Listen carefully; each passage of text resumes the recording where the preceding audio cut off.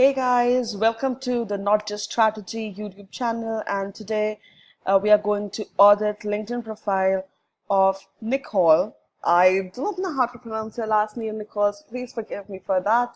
I'm not really good with names, and we are doing this LinkedIn audit as a part of the launch sequence of my LinkedIn course that is coming up soon, which is the game of LinkedIn. So let's get started.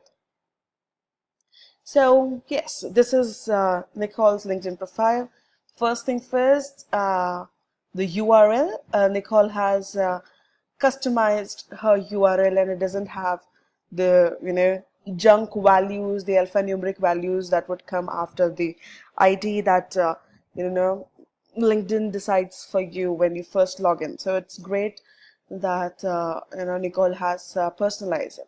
Nicole, I would like to give you another tip. If you can try, if you're not using this on any print media, you could really try and change it. Instead of using one, you could use your last name first and your first name after that, or that combination. And if that is taken, this it's not wrong, so it's good.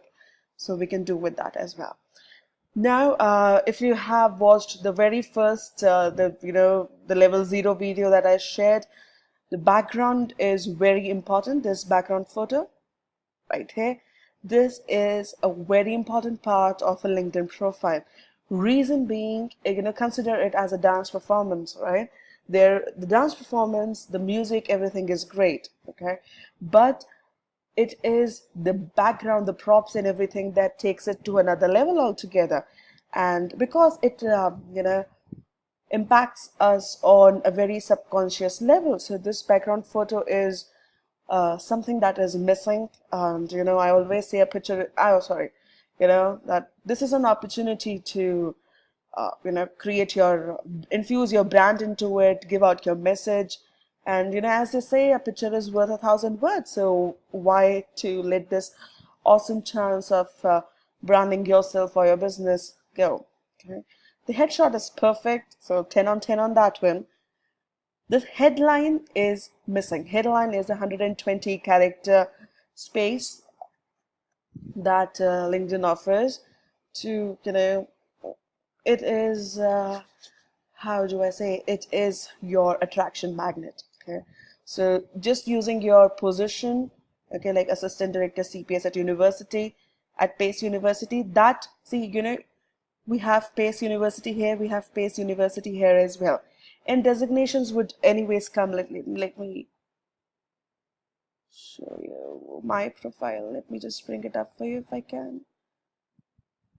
Open in the new tab. So I will just give you a comparison there, okay, as soon as I have it. So yep, no, this is something stupid. View profile, view in the new tab. Okay, so see, it does say that the legal ecosystem that I have, right, that I'm a part of it, that this is one of my entrepreneur venture.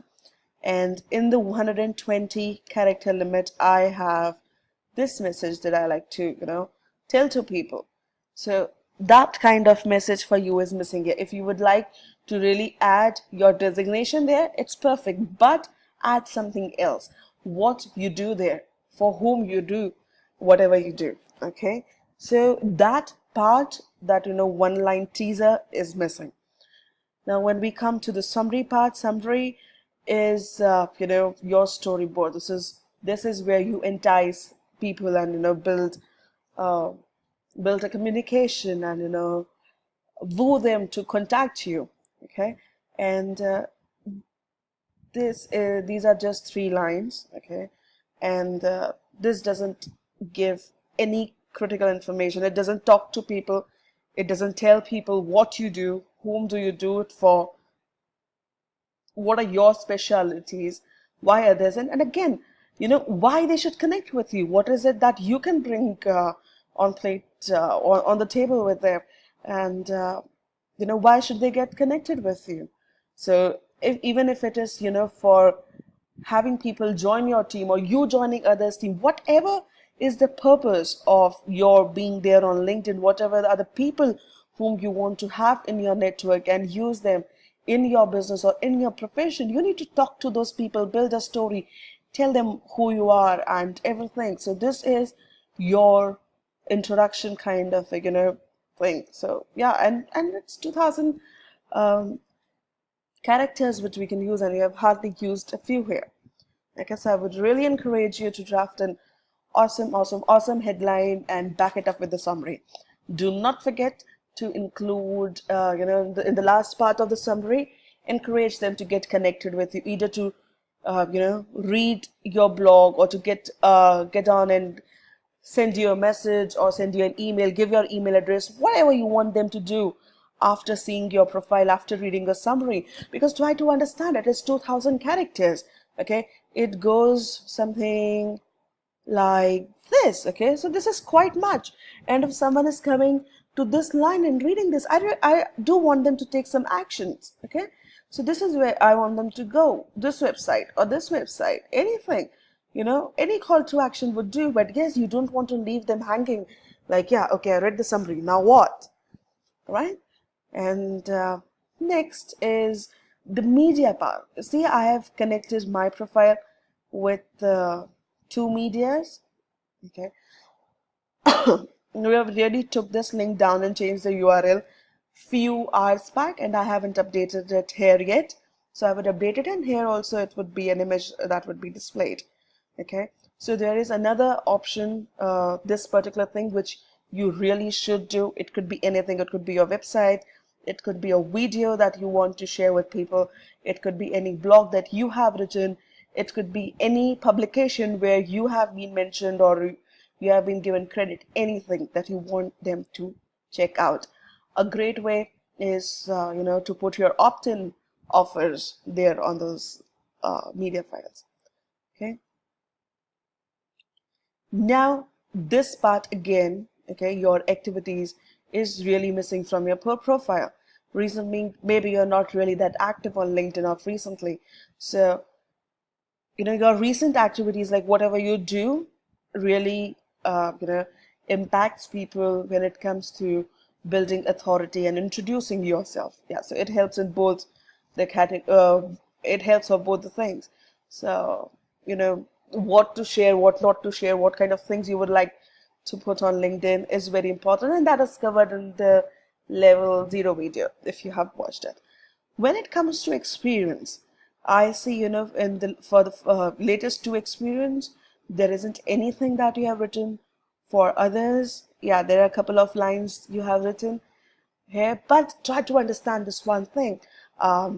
If you have ever, I don't know what uh, you know how you work, but if you have taken anyone's interview, or if you have been interviewed by a really good businessman, they don't talk about things that are there on the resume.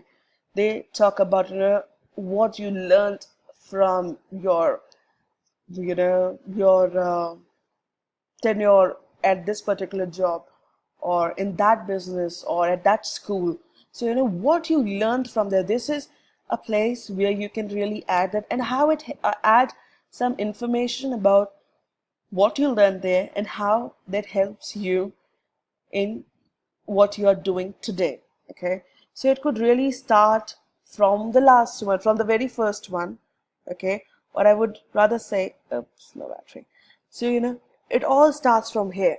Here you build a story, like at this university, what you learned, why you took the next step and went to this college, and then this one, and how it helped you land your first job, and then what you learned from there, how the learnings from this particular position admission council, how and why you were promoted to this designation, and what was something new that you were doing it. So this is a complete story or timeline that you are building for people to know.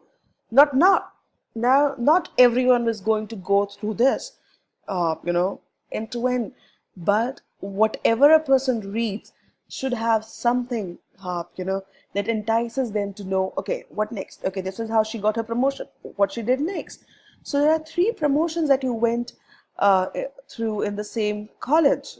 Okay, So, and it is a great thing to build up, and when you come down, I read your recommendations as well. So this person, Jennifer, talks beautifully about you, and how loyal and what are your abilities, and you know how beautifully you manage different things.